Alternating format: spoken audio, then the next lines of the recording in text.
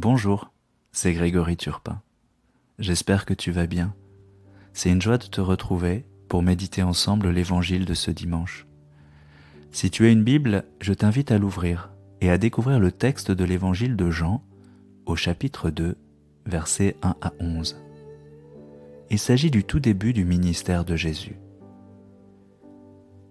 Tel fut le commencement des signes que Jésus accomplit, c'était à Cana de Galilée, dit le verset 11. Jésus et sa mère sont invités à un mariage.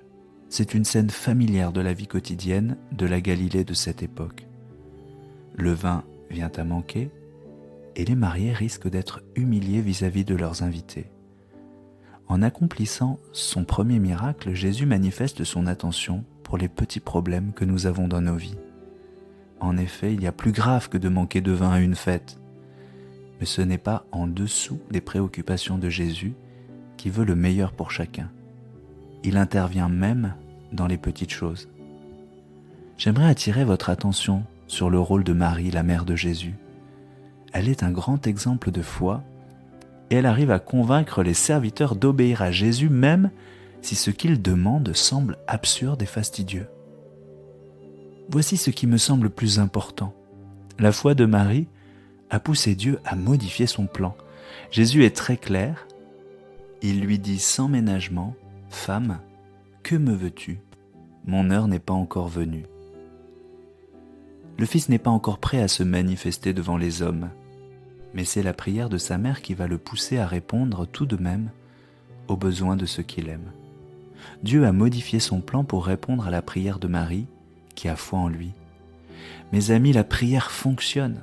Comme Marie, nous avons ce pouvoir d'interpeller Dieu, de lui demander d'intervenir dans nos vies, de changer ce qui paraît impossible à changer.